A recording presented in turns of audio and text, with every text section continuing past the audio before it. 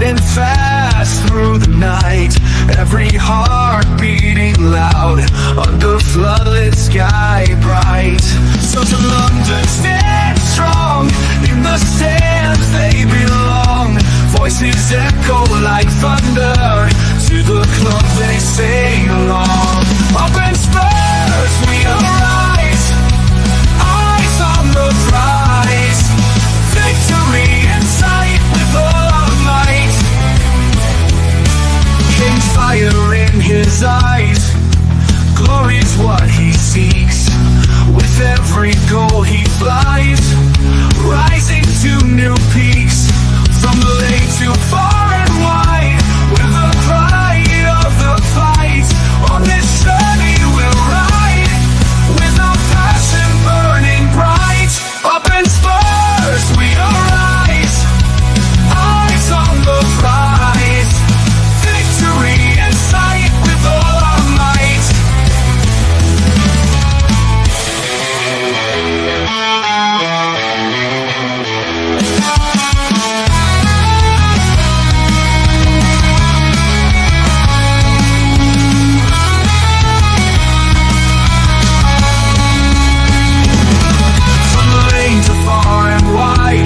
The pride of the fight.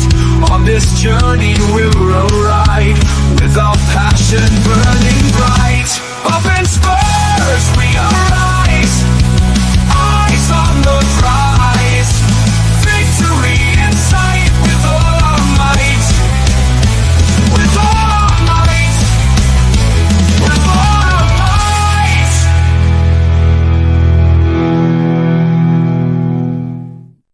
Hello everyone, welcome to Tottenham Hotspur Till I Die. This is your match reaction final score to AZ Alkmaar versus Tottenham Hotspur. Dermotron is on the way. He's just taking a few Valium to try and make himself a bit more calm as he reacts to this Manchester United, this AZ defeat of Tottenham Hotspur. Big Ange is currently actually just giving his press conference to the TNT Sports, but let's take a quick look at some stats from the game. So AZ Alkmaar, they had 12 shots, 5 of which were on target. They only had 38% of that possession, 355 passes, 74% pass accuracy. They committed 14 fouls, for which they got 3 yellow cards, no red cards. They had 1 offside and 7 corners. Meanwhile, on the other side of the ball, Tottenham Hotspur had 7 shots, only 1 of which was on target. They had 62% of the possession, 577 passes, of which 87% went to their intended targets, 12 fouls, 1 yellow card, no red cards, no offside, and only the 2 corners. So the story of the game really there is Tottenham's inability to create a attacking threat. And over on the right of your screen, you see the starting lineups, for which we will be doing some player ratings in the not too distant future. Vicario was your goalkeeper. Udogie started with Danzo, Gray, and Spence. And then in the centre of your midfield, you had Maddison, Bentancur, Bergville, and then with a front three of Son, Tell, and Johnson. So those are your match day stats. And I now hand you over to Derma, who's going to tell you about our wonderful sponsors. Fuck the sponsors. I want to talk about this shambolic of a fucking embarrassing defeat. This was embarrassing. We weren't playing Barcelona. We weren't playing Real Madrid. We weren't playing Frankfurt. We weren't playing Bayern Munich. We weren't playing the elite of Europe or a decent good team in Europe. We were playing a shite team of Europe. We were playing the championship teams of Europe. And what do? What do?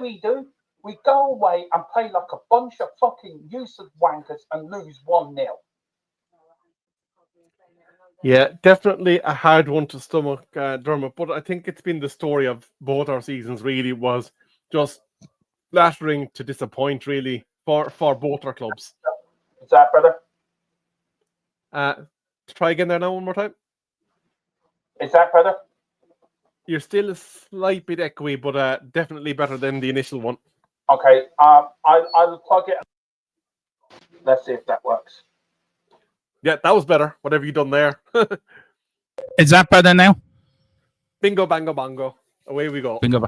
I am absolutely fucking fuming. How dare they? How dare they put on that white shirt, that Hello shirt, that shirt that belongs to us fans? This badge here, that belongs, that means something. I'm putting a performance like that. The fucking useless wankers, the lot of them. And should hang his head in shame.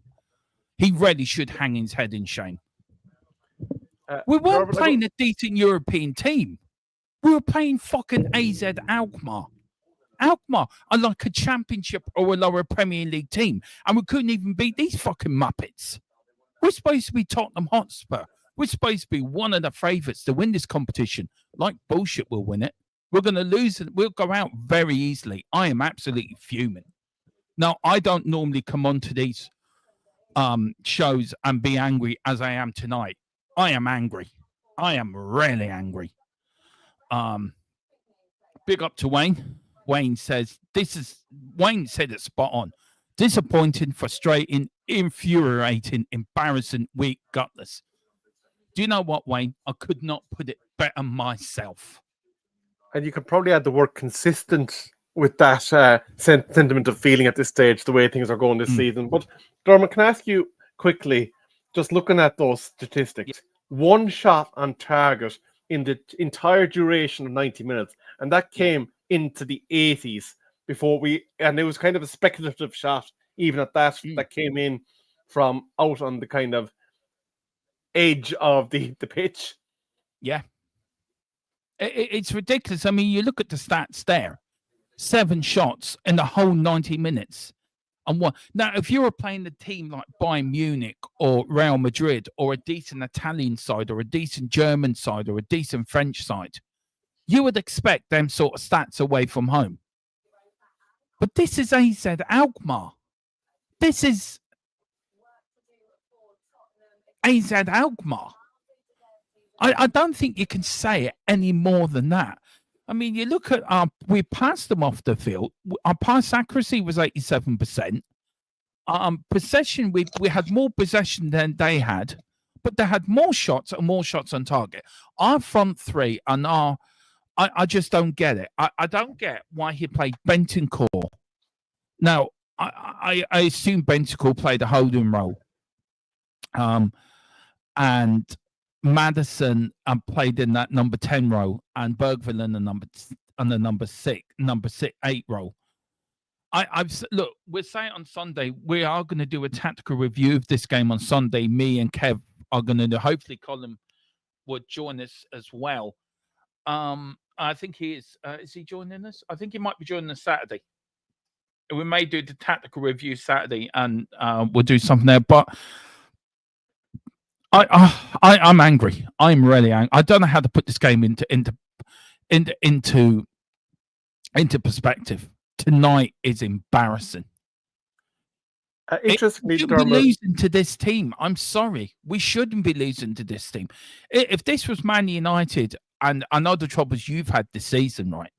And you went away and lost to Alkmaar, I'd be fucking falling over myself in fucking stitches. I'm trying to be nice.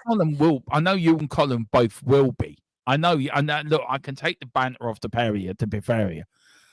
But Wayne puts it, look, this is true. Passing and possession have been our problem for quite some time now. Let's keep it, pass it, and do nothing. Our front three is an embarrassment.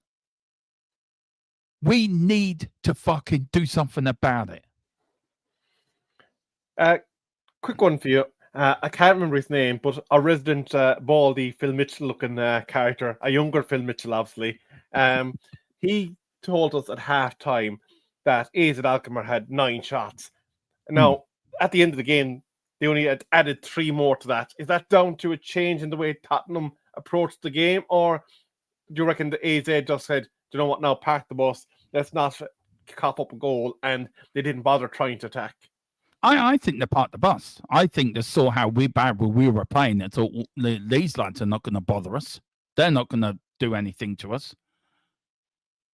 And I mean, Wayne does put the point here. He says we controlled the game for about 20. We did control the game for the first 20 minutes.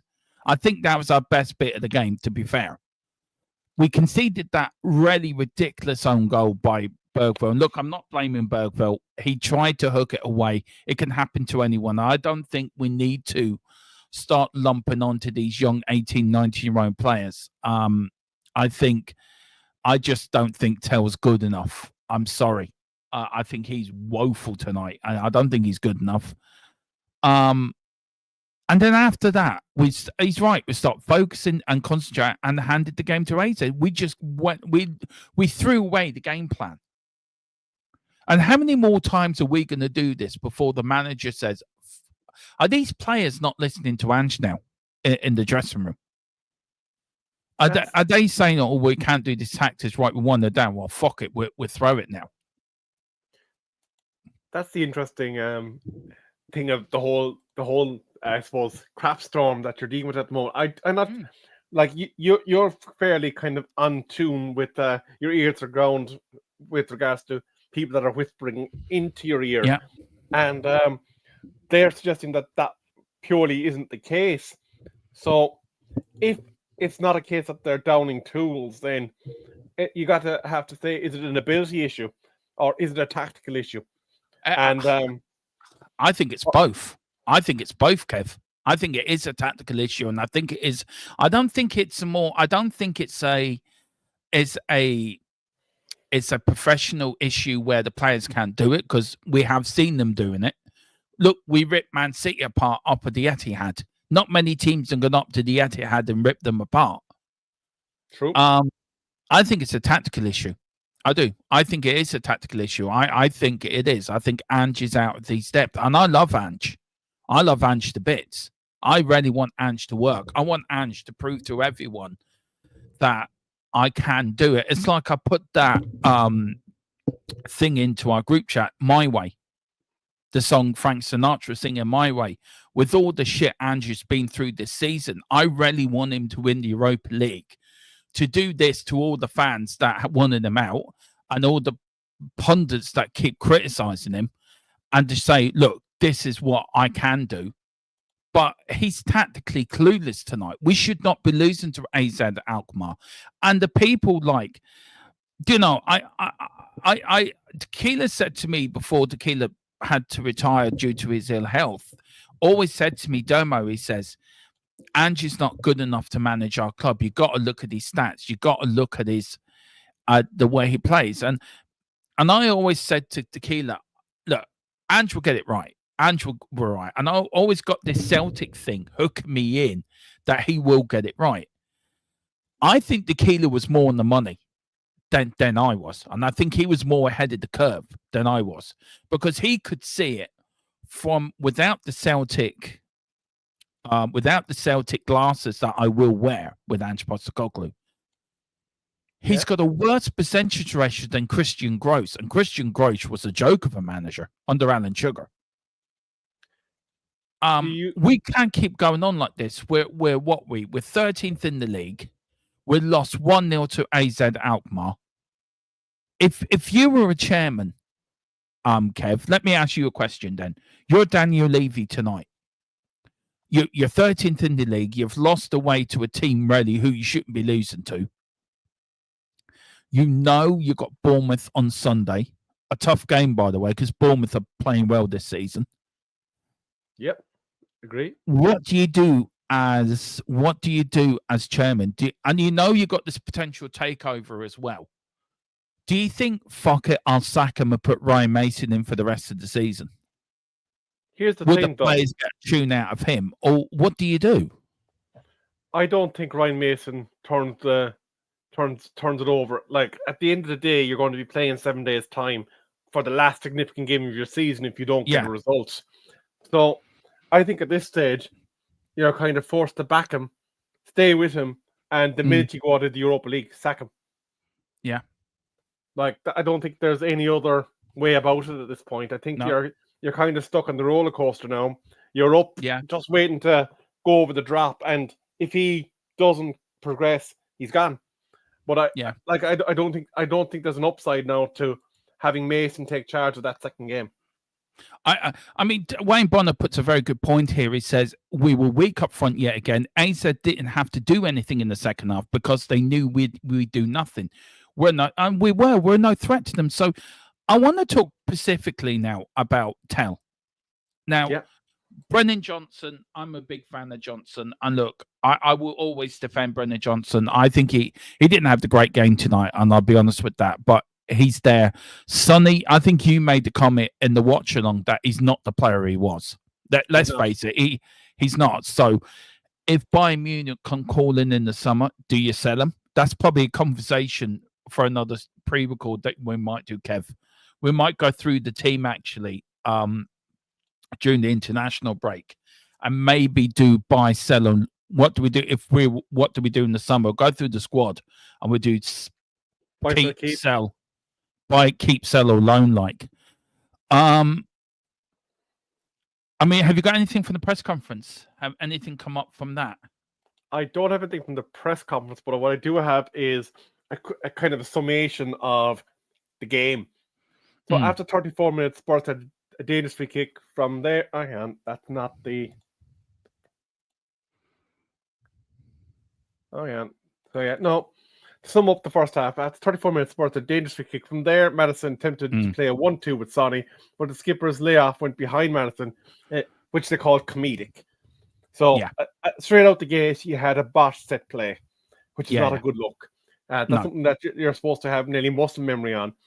With 2 minutes of the opening period remaining, AZ had a goal-mouth scramble that they could not force in, which was followed by a Koopman strike being well blocked by Bergville. There had been some terrible halves for Spurs this season, but this may well have been the worst of all, is what this article is saying. Half time, the only change they made was Talbot Obert, and the France under-21 international placed another. Sadly, it cannot be denied that the 19-year-old seriously struggled in the first half. So they're saying Tel just wasn't at the races. 3 minutes into the second half, Bergville did well to win the ball back in the middle of the park, diving forward and cutting across goal. Normally something like this wouldn't get a mention, but such was the lack of quality in this game. It is one of the few things worth mentioning. So they were pretty scathing as to the creativity of Tottenham Hotspur, which I think we've said right throughout the watch along. And then kind of moving on then with 20 minutes to go, Ange made a triple change of Porter, Solanke and Sarr, replaced Udogie, Son and Matters. At the clock at 90, Solanke went down and had to be replaced by Scarlett. Really, really sums up the evening for Spurs. And that was that. Nothing missing. Spurs genuinely did not have any chance of note to report on or after 51st minute, aside from the header. In reality, they were clutching at straws, and what an awful night. So essentially, like, the people that are tasked with writing creative articles that kind of can spin a silk garment out of anything are struggling to find superlatives to kind of even have any bit of polish on the Spurs performance. Yeah, it was shocking tonight. I'm trying to look for any sort of quotes from Ange after the game. I can't see any at the moment. But what we will do, if I find any, I will put them in the video tonight for you guys, and I will do a pre-record on the press conference and try to bring you the very latest on what he has to say tonight, because this talk of him being sacked is gonna grow stronger and stronger. I mean, you look at X. I want to say big up to Ricky Sachs of the big channel of Last Word on Spurs. And he says, and this is an hour ago, and I actually totally agree with this. He says, biggest game of the season. We've had 8 days rest compared to AZ, who have played twice during that time. Where is the passion, determination to be first to every ball? Absolute disgrace of a first half we've seen far too often this season. We have seen far too. I mean, we can keep going. We can keep going on like this. We can't. We can keep going on like this. Where do we go from here? I just I don't know. Where do we go from here? Oh, here we go. Here's a quick quote from Ange Postecoglou. I read you very quickly. he's saying on Ange Postecoglou on why the players went up for it. Look, it's a combination of things, but we'll analyze it and have a look at the areas where we struggle with. But it's fair to say, yeah, it was nowhere near the level it needed to be. And on Dom Solanke, the latest I've got, it said, I think it's a knock, so hopefully it's nothing too bad. He's a bit sore. What's your thoughts on what Ange said there to that question? It was from Ali Gold. Why the players weren't up for it? I mean, that's a shocking indictment. I think a shocking indictment. These players should be up for this. This is a European game, Kev. Man United, who are having a worse season than us, under more financial problems than us, having more issues than us off the field, they were up for it tonight. So please tell me why these players weren't up for it tonight. It's an embarrassment.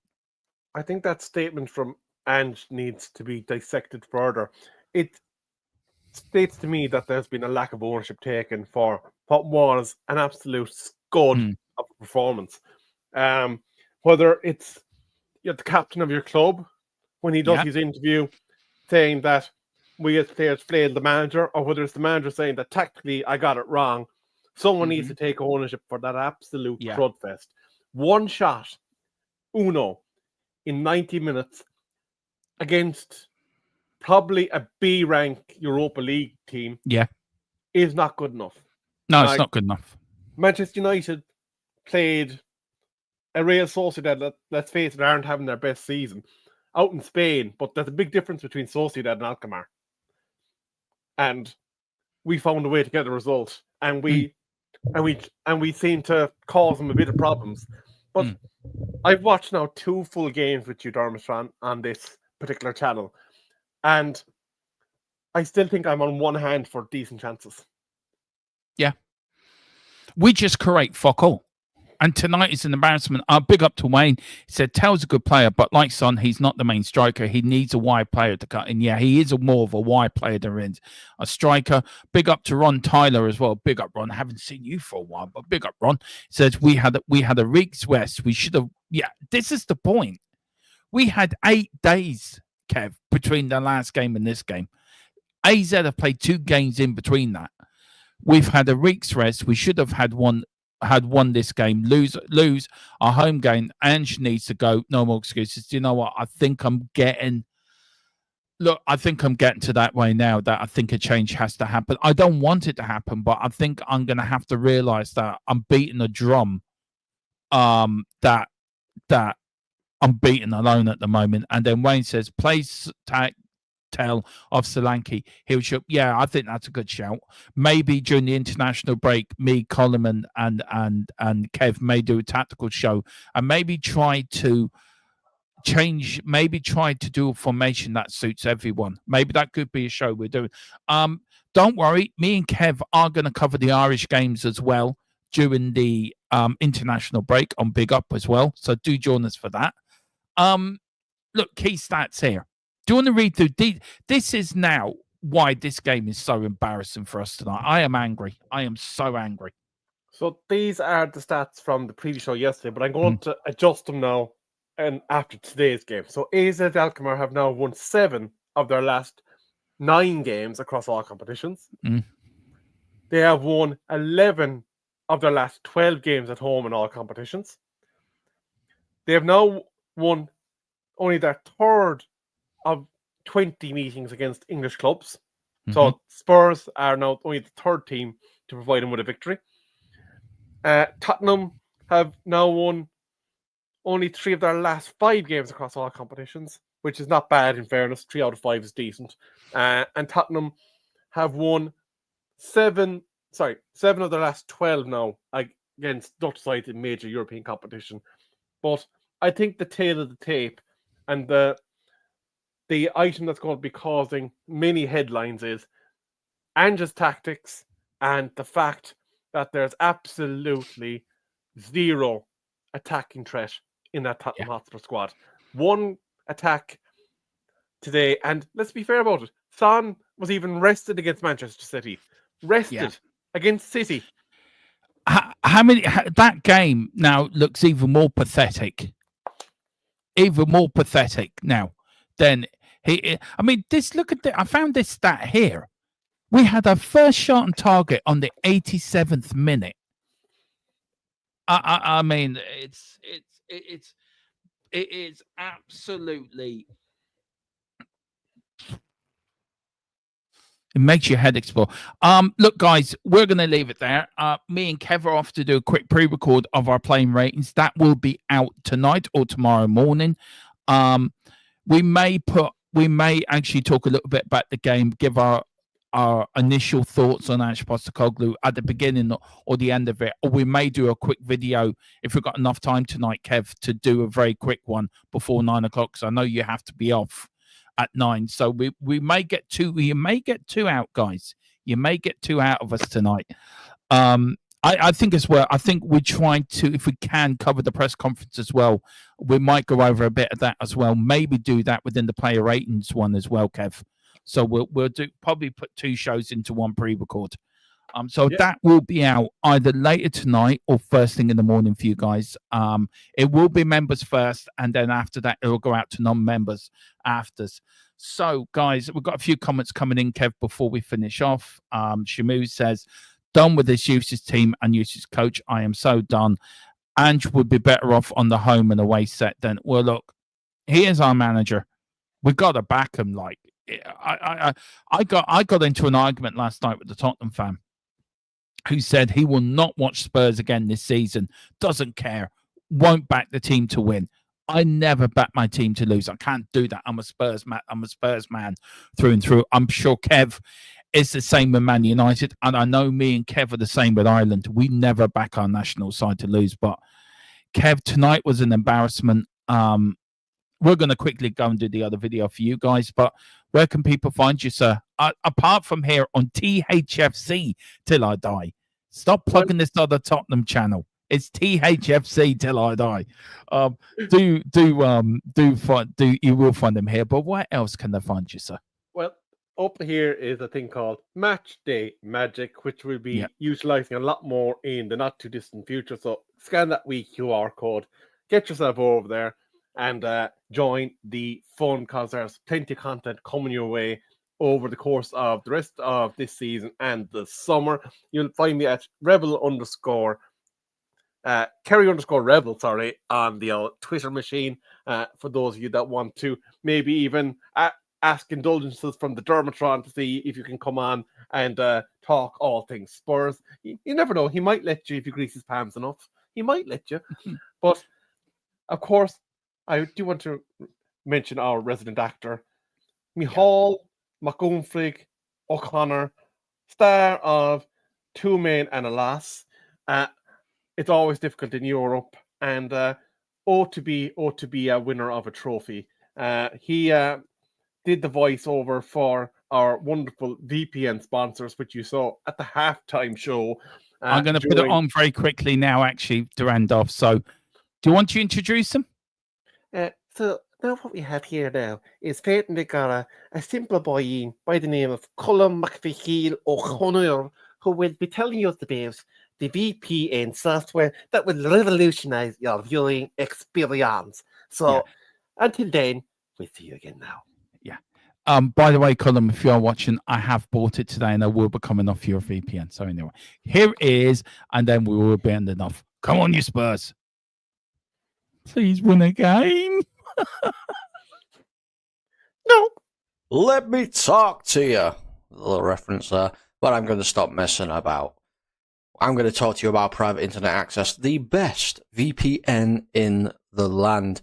Now, when you're online, you may not realize, but all of your data is there for the taking by anybody. With a VPN such as private internet access, your data is safe and secure, streamlined, and nobody else can get hold of it. That's why I use one anyway. VPN's very easy to use. Private internet access, all you got to do is log on your phone, select where you want to be. So I want to be in America, and I click go, and there we are. You can also link up your devices to it from your phone if that is easier for you. It's available on a lot of platforms as well. As you can see, you can use it for a very, very big range of things. So that's even better as well. You can use it, like I said, on all your devices, smartphone, tablets, gaming consoles, and stick it on your modem.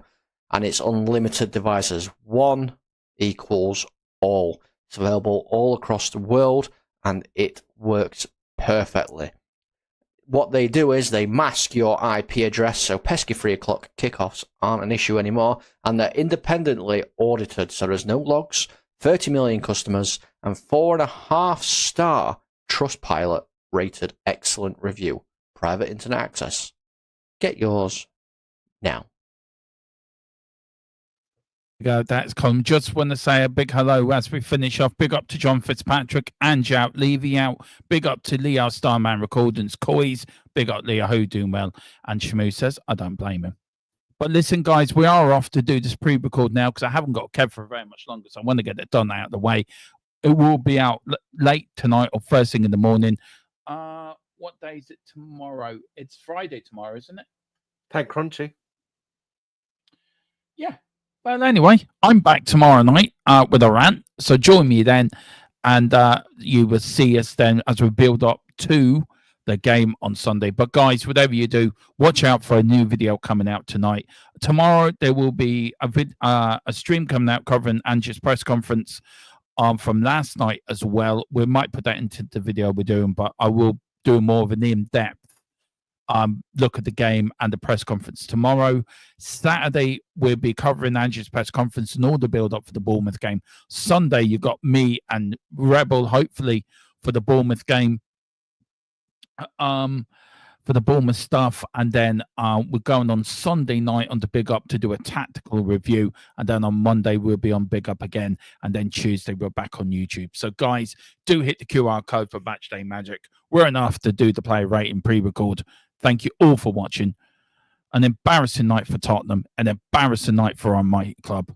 I'm going to go off now and find a bottle of whiskey and drink that on that bombshell. A very good night to you. A very good night to you. Bye-bye. Oh, shit. Spurs.